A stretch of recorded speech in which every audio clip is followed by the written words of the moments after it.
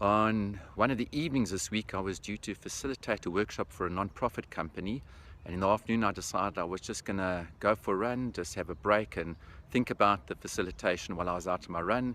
And while I was out on my run, very unfairly, a bee went and stung me on my calf. Now, that wasn't fun. It was sore. The sting really pierced deep.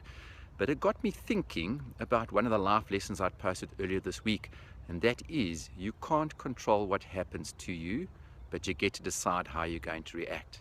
I couldn't control whether that bee was going to sting me or not, but I did get to decide how I was going to react. And so many times in business, we are met with events that happen beyond our control. We plan as much as we can, but maybe one of our top clients passes away and that's that business gone. There are so many things that we can't control. It's impossible. But we get to decide how we're going to react.